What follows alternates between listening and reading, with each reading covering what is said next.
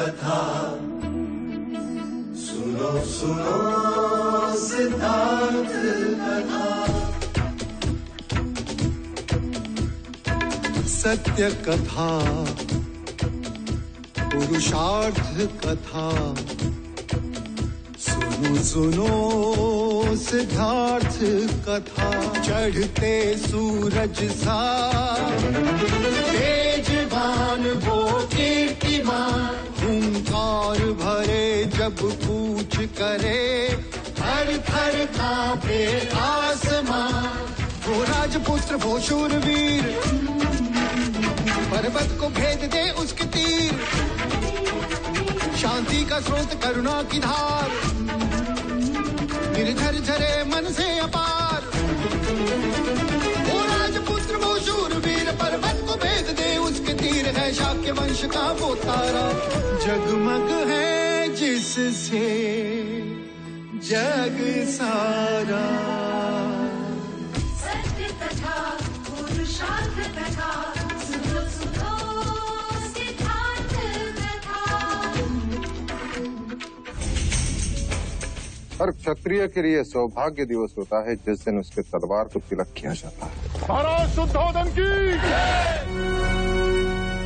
युवराज का कोई समाचार नहीं महादेव।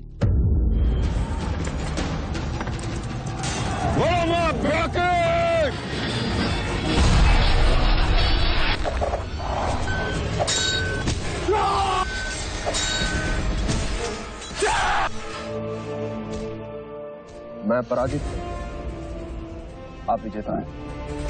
महाराज शुद्धोधन की महाराज शुद्धोधन की महाराज शुद्धोधन की महाराज शुद्धोधन की महाराज शुद्धोधन की महाराज शुद्धोधन की महाराज शुद्धोधन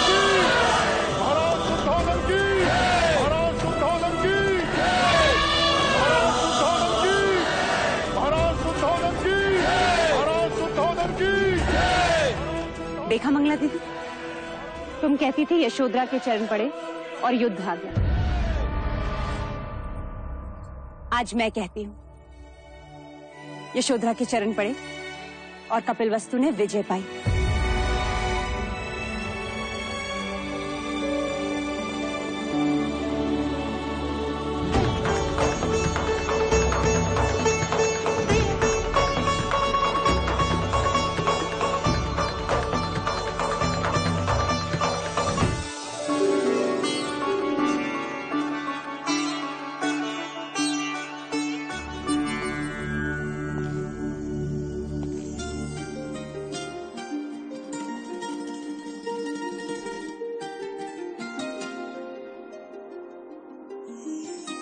सिद्धार्थ की जय, युवराज सिद्धार्थ की जय, युवराज सिद्धार्थ की जय। यह सूर्यहार हमारी पुरखों की निशानी है। युद्ध में कौशल दिखाने वाले को ये उपहार में दिया जाता है। हमारे विजय के शिल्पी तुम हो सिद्धार्थ। तुम्हारे रणनीति के कारण हम कौशल सेना का सामना करने में सक्षम रहे। ना तुम हाथियों की सेना लेकर आते, ना ही हम विजय प्राप्त कर पाते। सिद्धार्थ ने आज शाक्य कुल को गौरव दिलवाया है। सिद्धार्थ की जय, युवराज सिद्धार्थ की जय, युवराज सिद्धार्थ की जय। मेरा ये कार्य राजा दंडपानी के बिना अधूरा होता महाराज।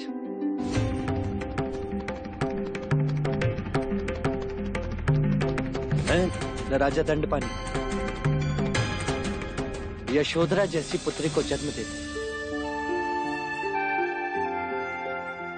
न उसे उपहार में कुंज नामक हाथी देते, न यशोधरा मेरी कुंज से मित्रता करवाती, न ही मैं हाथियों की भाषा समझ पाता, न हाथियों का दल बनता और न मैं युद्ध रोक पाता। राजकुमारी यशोधरा की जय, राजकुमारी यशोधरा की जय, महाराज दंडपानी की जय, महाराज दंडपानी की जय, महाराज दंडपानी की जय, महाराज दंडपानी की जय। बर्फ पिघलने के कारण रोहिणी नदी का जलस्तर बढ़ा होगा। तुम देवता जाकर रोहिणी नदी के सेतु को तोड़, ताकि हमारा सैन्य यहां आने न पाए। जाओ।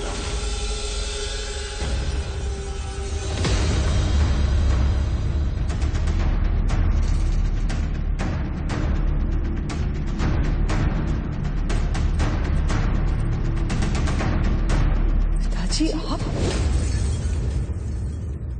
सत्ता पाने के लिए कभी कभी कूटनीति की सहायता भी लेनी पड़ती है। तो क्या सत्ता माँ के मायके, मेरे ससुराल और पुत्री के सुख से भी अधिक प्रिय है पिताजी? अपनों के लहू से सने सत्ता के सिंहासन पर बैठकर क्या आप चैन की सांस ले सकोगे? इस स्वार्थ की चरम सीमा कहें या फिर मनुष्य की नीचता?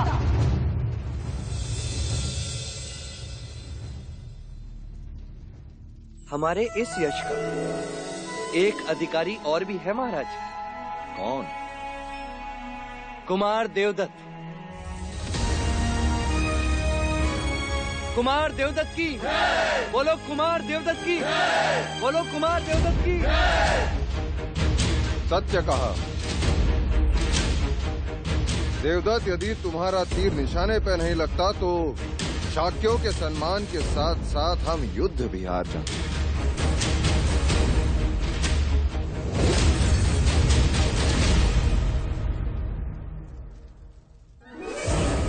क्षमा महाराज, यदि एक और सूर्यहार होता तो कदाचित मैं उसे स्वीकार कर लेता, पर इसे नहीं ले सकता।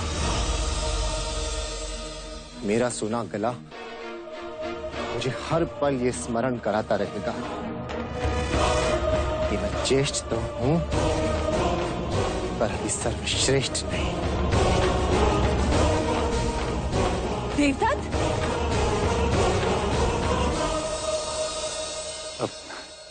भाई महाराज, आप ये हार मुझे दे दीजिए, मैं उसे समझा के दे दूंगा। उसे इस बात की समझ नहीं कि बड़ों का उपहार आशीर्वाद होता है। भाई महाराज, युद्ध पर्व तो हो गया, अब क्या शेष पर्व की बात करें? विजय उत्सव के साथ साथ जो रुका हुआ है वो विवाह उत्सव भी मना ले।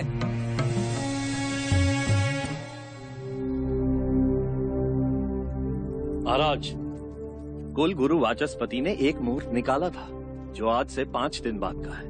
आप कहें तो? हाँ हाँ बिल्कुल, शुभ कार्य में विलंब कैसा?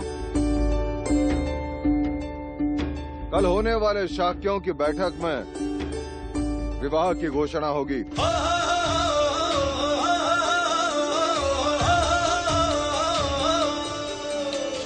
मंगल मंगल छाया है, आनंद है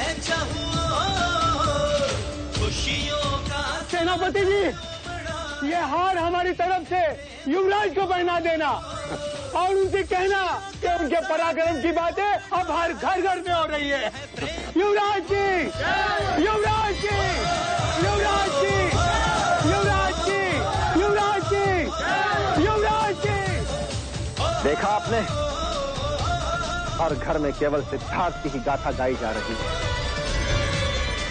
अपना लहू बहा के युद्ध किया हमने और अंतिम क्षण में सारा श्रेय सिद्धार्थ ले गए। और आपकी सेना की तो कोई गिनती ही नहीं। सेनापति जी, मुझे दुख तो इस बात का है कि प्रसन्नजीत से संधि करते समय एक भी शाक्य राजा से नहीं पूछा गया। और आप तो शाक्य संघ के सदस्य हैं, सेनापति हैं। आपसे तो पूछा होता कि क्या प्रसन्नजीत जैसे शत्रु का बलिदान देना उचित है? कदापि नहीं। इसका दुष्परिणाम तो हमें भुगतना ही होगा। प्रसन्नजीत निश्चित ही हम पर पुनः आक्रमण करेगा। अर्थात महाराज और सिद्धार्थ का निर्णय उचित नहीं था? नहीं, कदापि नहीं। तो ये प्रश्न शाक्य सभा का मुद्दा हुआ या नहीं? निसंदेह हुआ। उन्हें इसका उत्तर शाक्य सभा में देना ही होगा।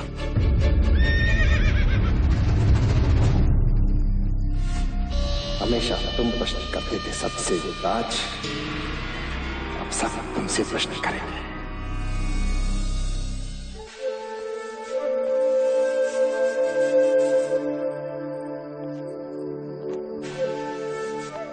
अब बताओ, हम कहाँ हैं? तुम्हारे ईश्वर के समक्ष। तुमने कैसे जाना? प्रसाद की सुगंध जो आ रही है। और तुमने बहुत सारे दिए सजाएंगे ऊपर। अब ये तुमने कैसे जाना? आदत है तुम्हारी, सुख में दिए, दुख में भी दिए। अर्थात दुख में दिए जलाकर तुम प्रार्थना करती हो और सुख में दिए जलाकर तुम उपकार मानती हो। सच कहा।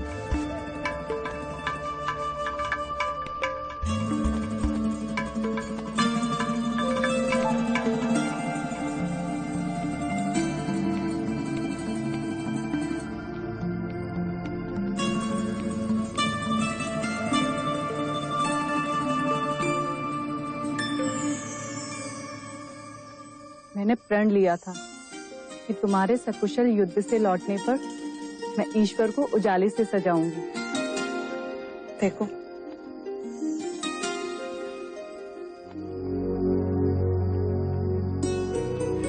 और मैं ना लौटता तो इन्हीं दियों की लौ में अपने प्राण त्याग देती। छोड़ो, मैंने कहा छोड़ो मुझे। जो मन में आया कह दिया। क्षत्रिय रणभूमि में लड़ते हैं और क्षत्राणियां अपनी भावनाओं से लड़ती हैं। तुम तो इतनी सी बात का बुरा मान गई कुंभा। बैठ, चलो वो अपनी आंखें बंद करो। बंद करो।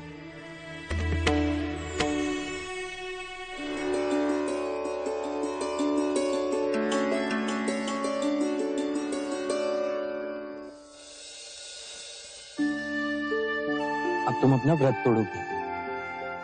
तुमने कई दिनों से भोजन नहीं किया।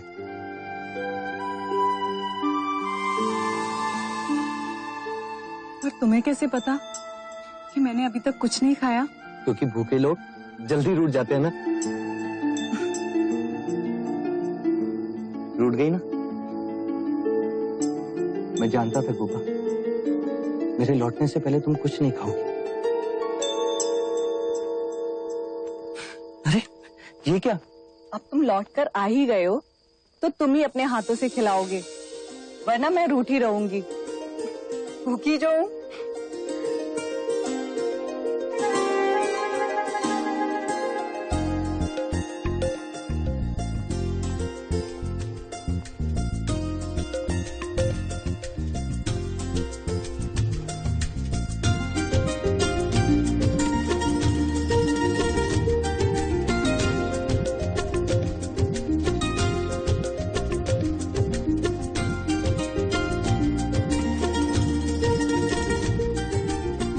आज माया होती तो कितनी खुश होती इन्हें देख के।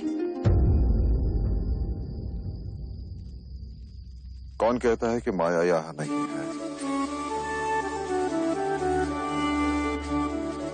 मुझे तो सदैव आभास होता है कि माया कहीं कहीं हमारे आसपास है।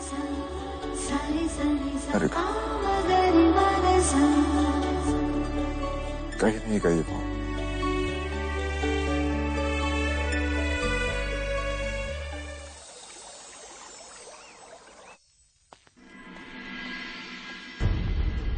शाक्य गणतंत्र प्रणाली के अनुसार और युद्ध के पश्चात इस संघ की सभा केवल 2 कारणों से बुलाई गई है। सर्वप्रथम मैं आप सबको युद्ध में विजयी होने की बधाई के साथ साथ अपने पुत्र युवराज सिद्धार्थ और यशोधरा के विवाह का आमंत्रण देता हूं। और दूजा इसलिए कि युद्ध में घटी घटनाओं का हम विश्लेषण करें। कौशल नरेश को हराकर हमने एक इतिहास रचा है। अब हमारे और कोई आंख उठाकर भी नहीं देखेगा। युद्ध में लिए गए निर्णय। क्षमा करें महाराज, पर वे अयोग्य थे। पूरी तरह गलत थे, संघ प्रणाली के विरुद्ध थे। हमारे मतों को सहज दिया गया। ये आप क्या कह रहे हैं? महाराज, हम सारे शाक्य राजा संघ राज्य सभा से अपने पद का त्याग करते हैं ताकि आप महाराज शुद्धोदन अपनी मनमानी कर सके।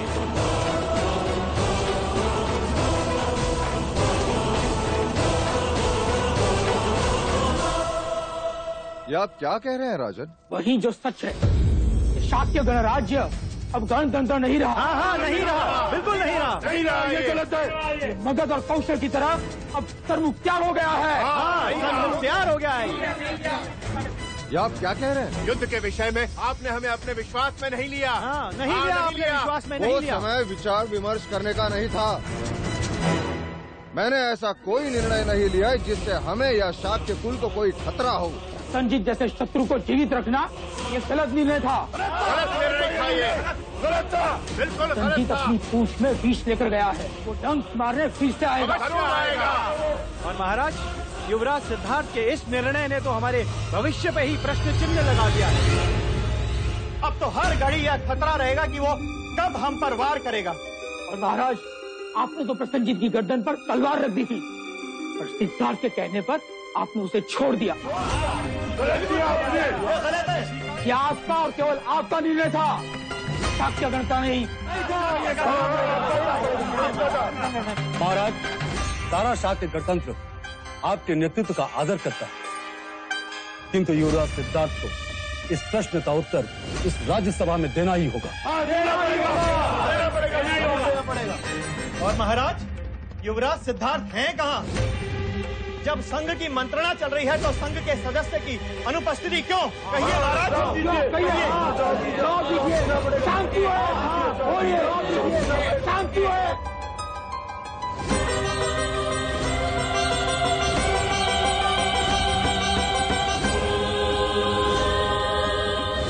तो युवराज, मेरे पिताजी को क्या हुआ? बोलो ना, क्या हुआ मेरे पिताजी को? वो बेसुध है। वो ठीक तो हो जाएंगे ना? बोलो ना।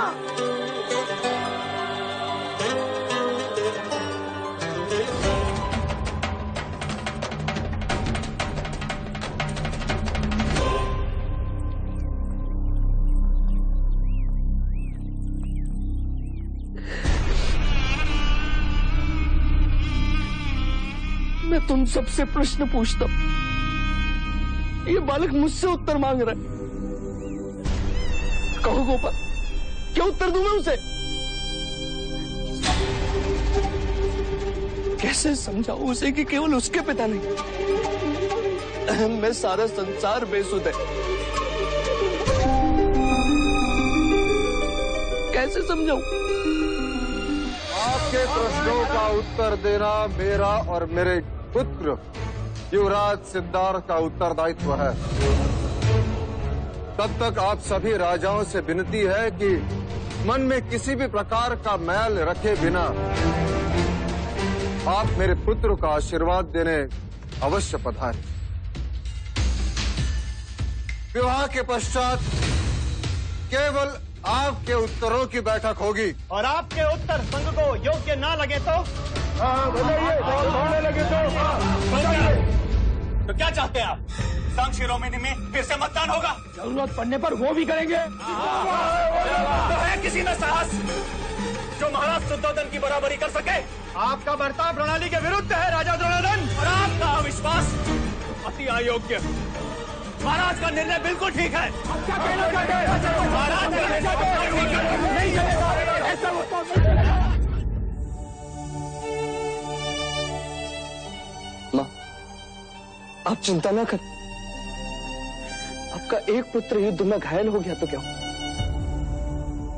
आपका दूसरा पुत्र आपके सामने बैठा।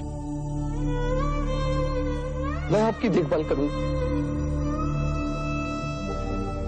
आपका पुत्र हमारे लिए तलवार बना, तो क्या मैं आपकी लाठी भी नहीं बन सकता? बिल्कुल ठीक। शांत हो जाइए, शांत हो जाइए। अनुज, शांत हो जाओ। गणतंत्र प्रणाली में संदेह को कोई स्थान नहीं। मुझे मतदान से कोई आपत्ति नहीं।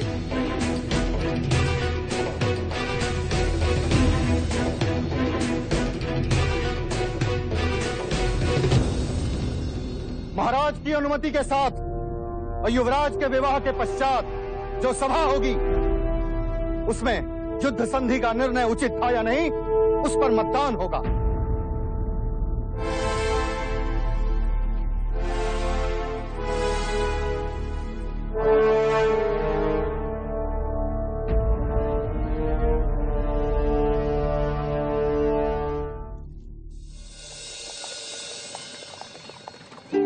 रथ रोको चन्ना।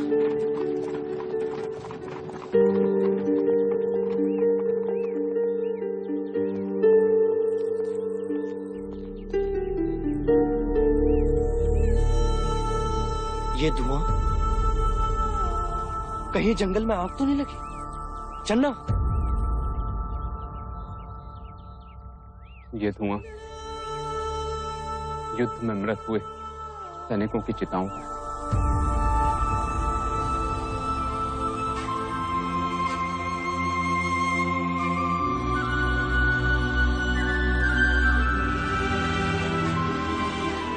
सैनिकों के शव में मनुष्यता जल रही है और हम सब जीवित मनुष्यों को लज्जित कर रही है।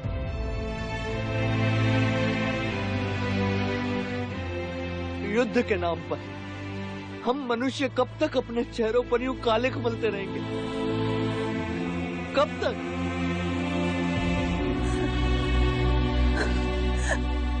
ये क्या सिद्धार्थ? यही तो मैं पूछ रहा हूं सबसे।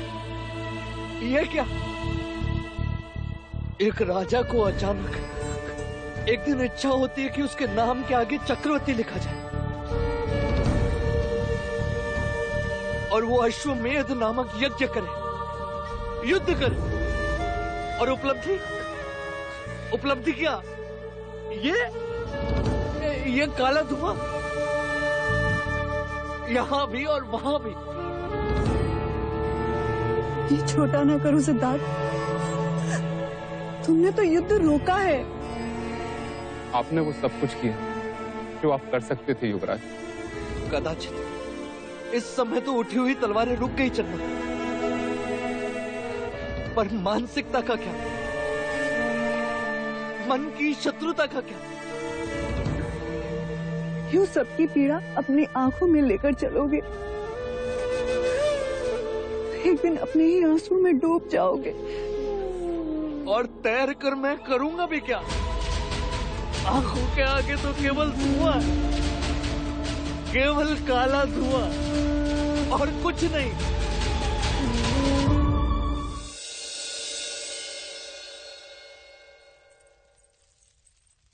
मुझे हमेशा इस बात का खेद रहेगा कि यशोधरा का विवाह देवता में ना कर सके।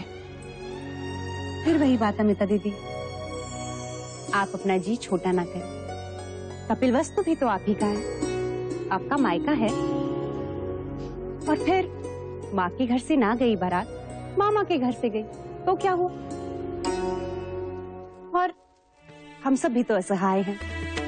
कुलगुरु वाचस्पति का आदेश जो है, यदि ये मुहूर्त टल गया तो फिर वर्षा ऋतु तक रुकना पड़ेगा। हाँ, और तब तक वर वधू कैसे रुकेंगे? प्रणाम। समस्त देवियों को इस वैश्य का प्रणाम। पधारिए। आपके समक्ष उपस्थित ये सभी वस्त्र एवं आभूषण अति उत्तम, अति मूल्यवान एवं दुर्लभ हैं। विराजिए। इन आभूषणों को देखिए। मूल्यवान रत्नों से सुसज्जित सिंघल के समुद्र से प्राप्त रत्न हैं। रत्नावली माला कहते हैं इसे। राजकुमारी यशोधरा के कंठ की शोभा बढ़ाएंगी या फिर घटाएगी। यदि देवदत्त की बहू के लिए गहने पसंद करने होते तो मैं इन गहनों को देखती भी।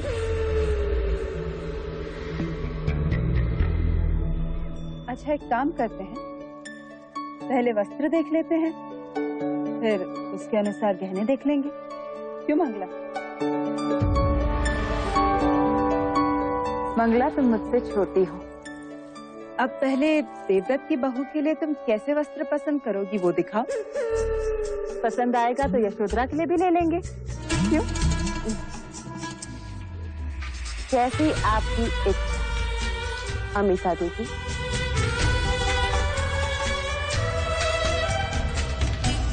क्या देख रहे हो? वस्त्र दिखाओ। अवश्य। इस वस्त्र को देखिए, ऐसी बुनाई आपको समस्त कपिल वस्तु में कहीं प्राप्त नहीं हुई। ऐसे बुनाई के वस्त्र हमारे यहाँ हमारी दासियां पहनती हैं। क्षमा करें। इस वस्त्र को देखिए, इसके रंगों को देखिए। रंग ऐसे कि आंखें चकित हो जाए और स्पर्श तो ऐसा कि छूने का मन करे, और इसे धारण करने के पश्चात सबकी दृष्टि केवल आप पर। यदि दृष्टि पड़ेगी तो लगेगी ना? कैसे भी मैं नहीं चाहती कि यशोधरा को किसी की अशुभ दृष्टि लगे।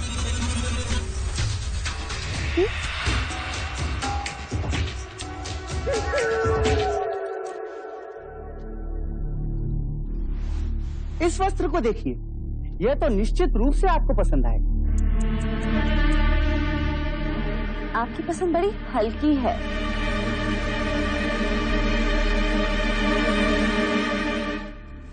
इस वस्त्र को देखिए, जोजनों दूर इसे मिस्र से मंगाया गया। अच्छा, जरा देखें तो सही।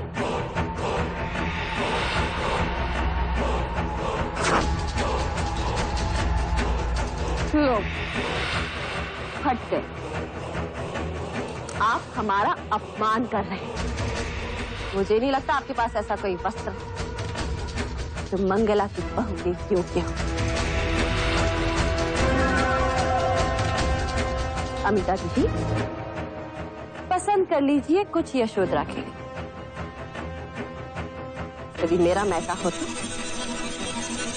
तो आग लगा देती इन वस्तुओं को।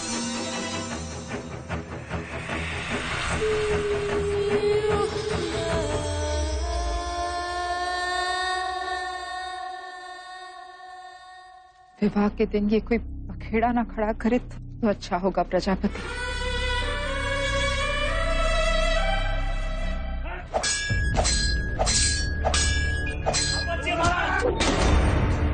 भाई महाराज,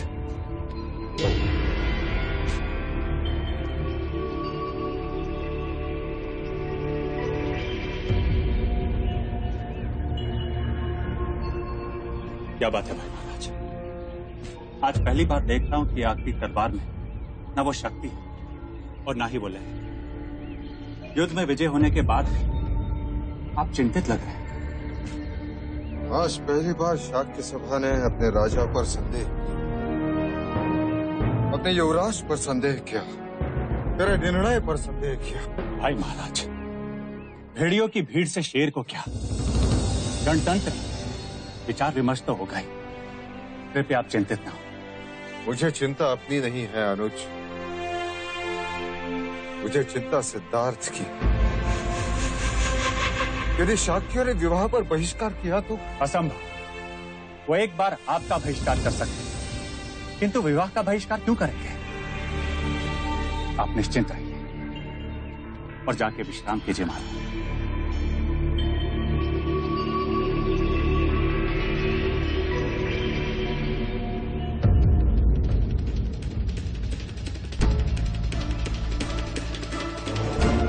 बधाई हो पुत्र, तुम्हारी व्यूह रचना भी सिद्धार्थ से कम नहीं। जहां आंखों में युद्ध की प्रसन्नता होनी चाहिए थी, वहां महाराज के माथे पर बल पड़ गए। अब तो प्रण लिया है पिताजी, मैं तो चैन की सांस लूंगा और नहीं चैन की सांस लेने दूंगा। चेहरे पे तो लगाओ।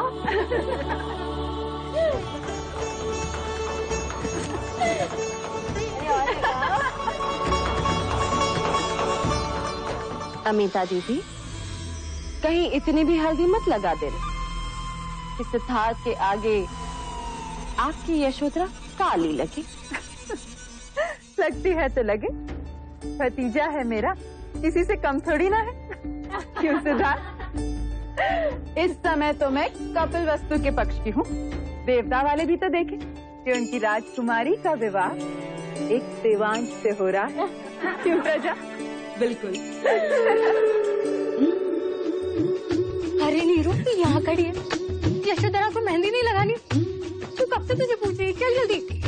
मेहंदी है शुभ सखी, मेहंदी है मंगल, मेहंदी है प्रथम सुहाग। बोलिए राजकुमारी। क्यों रे, मुझे यहाँ अकेला छोड़कर क्या कर रही थी युवराज के कक्ष में? लो देखो तो, युवराज सिद्धार्थ को पल भर देख क्या लिया, राजकुमारी जी को तो ईर्ष्या होने लगी। नीरू की बच्ची, देखो तो, सच बात कितनी कड़वी लगती है। नीरू की बच्ची, ठहर तू। चलो सिद्धार्थ, उठो, आओ ना, आओ। अब देखते हैं कि गोपा तुम में किसका पलड़ा भारी है। आ जाओ, आओ सभी घेरा बनाओ।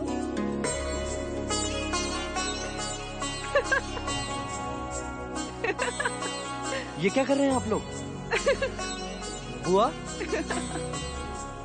वर राजा, ये है संसार का घेरा जिसे तुम्हें तोड़ना है। यदि तुम इस घेरे को तोड़कर निकल गए तो तुम जीत गए। फिर गृहस्थ जीवन में गोपा की नहीं, तुम्हारी चलेगी। तुम कहो मैं कहूँ, मैं कहूँ तुम कहो, मानेगा कौन किसकी बात? राजा जी घेरा तोड़ के दिखा दो, राजा जी घेरा तोड़ के दिखा दो, तो मानेगी रानी तेरी बात। तुम कहो मैं कहूँ, मैं कहूँ तुम कहो, मानेगा कौन किसकी बात? राजा जी घेरा तोड़ के दिखा दो, मानेगी रानी तेरी बात। तुम कहो मैं कहूँ, मैं कहूँ तुम कहो, मानेगा कौन किसकी बात? राजा जी घेरा तोड़ के दिखा दो, राजा जी घेरा तोड़ के दिखा दो, तो मानेगी रानी।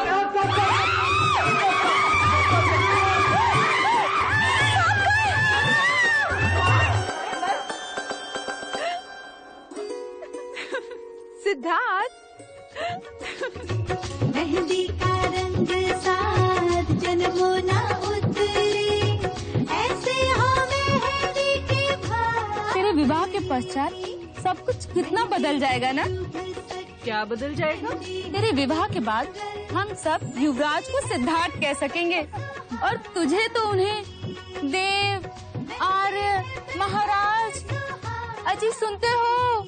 ओ जी सुनते हो? ये सब कहकर पुकारना होगा। चलो ठिठोली नहीं, गंभीरता से एक बात कहूँ यशोधरा। जब से तेरे सिद्धार्थ को देखा है, सोच रही हूँ तेरी सौत बन जाऊं। एक बार मेहंदी लग जाए फिर देखती हूँ तुझे तुम्हें।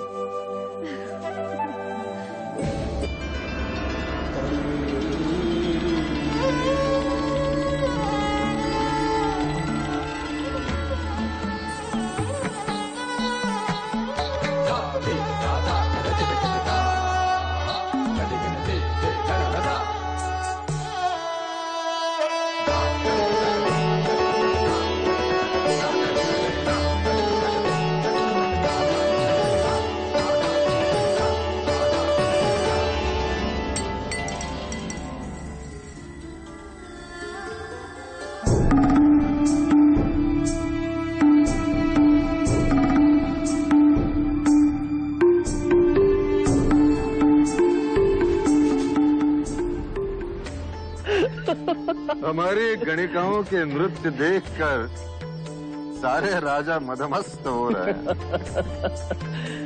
जब आम्रपाली आएगी तो क्या होगा इनका? आम्रपाली? वैशाली की नगर वधू? हाँ महाराज दंडपानी, वैशाली के लिच्छवी नरेश स्वयं आ रहे हैं आम्रपाली को साथ लेकर।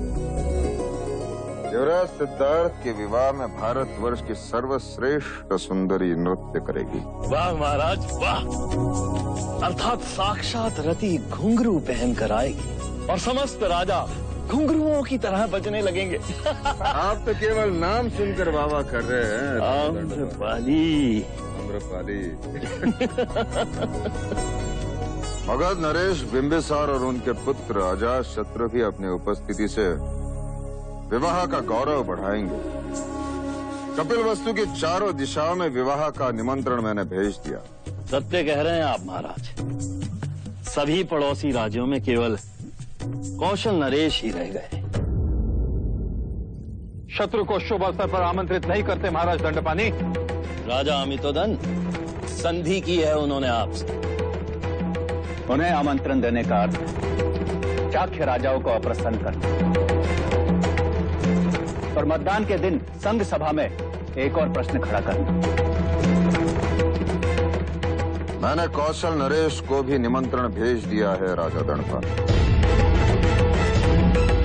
भाई महाराज सुनो,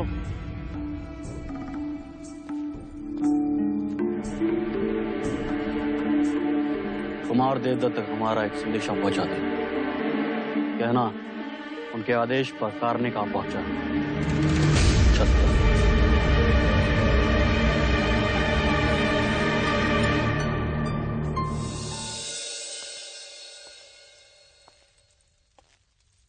कार्णिक, आदेश मिलते उपस्थित हो कुमार। क्या कर सकते हो तुम मेरे लिए? कुछ नहीं।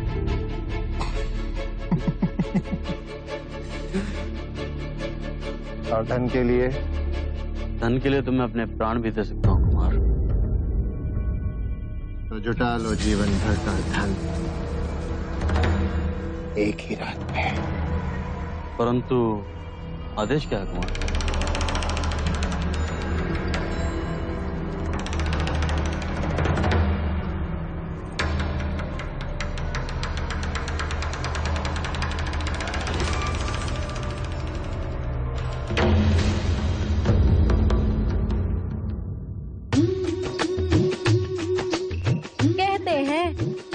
और नींबू का पानी लगाने से मेहंदी का रंग गहरा होता है। और जितना गहरा मेहंदी का रंग, उतना ही गहरा पति का प्यार भी। और यदि मेहंदी का रंग गहरा ना आए तो क्या मुझ जैसी साथ मिलेगी? और क्या? नीरू, मेहंदी तूने बनाई है, रंग गहरा नहीं आया ना, फिर देखना तू। रंग तो तेरे चेहरे पर चढ़ा है गोपाल, और जो सारी दुनिया से प्रेम करता है वो तुमसे कैसे नहीं करेगा? बहुत स्नेह करते हैं तुमसे, इसलिए तो हम सब से तुझे दूर ले जा रहे हैं।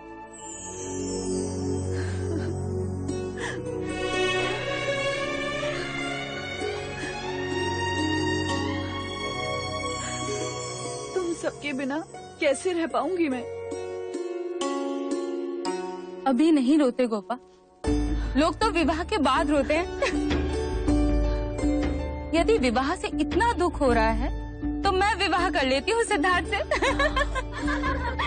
नीरू की बच्ची, ठहर, तुझे तो मैं बताती हूँ, बिगड़ने दे मेहंदी। राजकुमारी, आपके लिए एक संदेश है। किसका संदेश? युवराज का। युवराज ने आपको तालाब के पास मिलने के लिए बुलाया है। इस समय?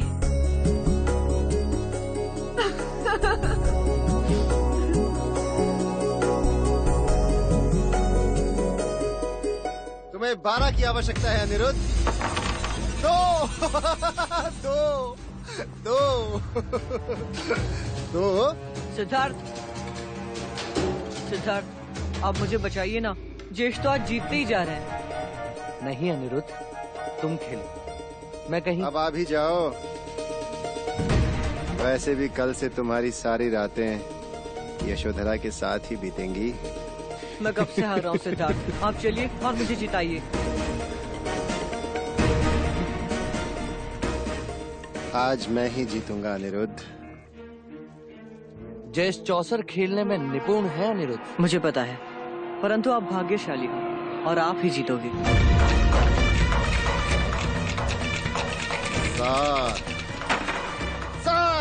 7 1 2 3 4 5 6 7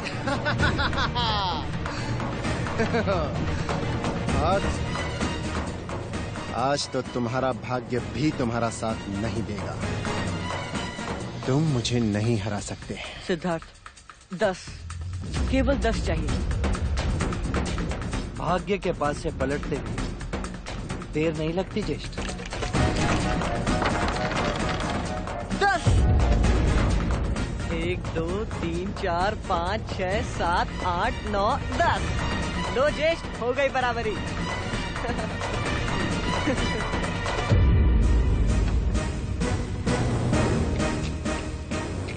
चौसर का खेल तुम भले ही मुझसे जीत लो, परंतु यशोधरा को तो मैं ही जीतूंगा।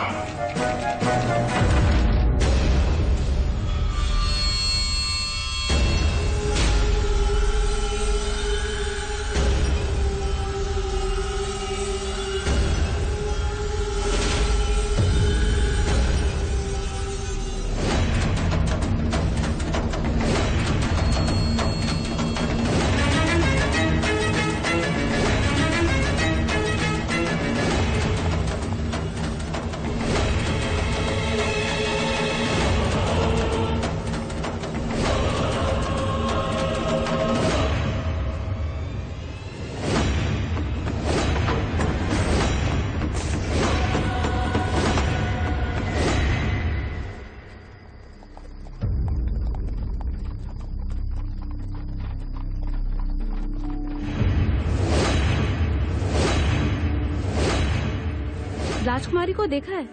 राजकुमारी अपने कक्ष में भी नहीं।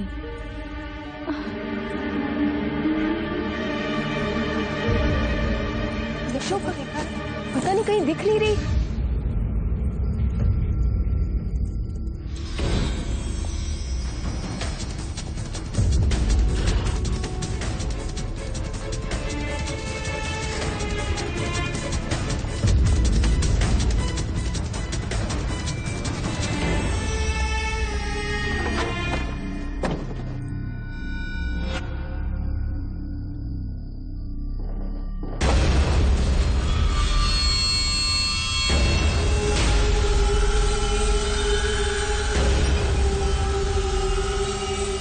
विनती की, बहुत समझाया, बहुत समझाया, प्रेम भी किया, पर तुम नहीं मानी।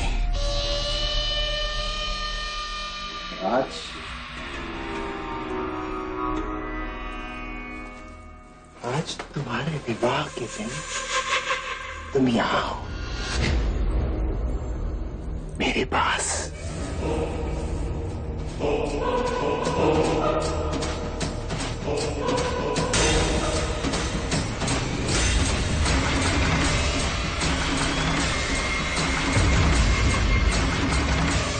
सत्य कथा, पुरुषार्थ कथा, सुनो सुनो सिद्धार्थ कथा।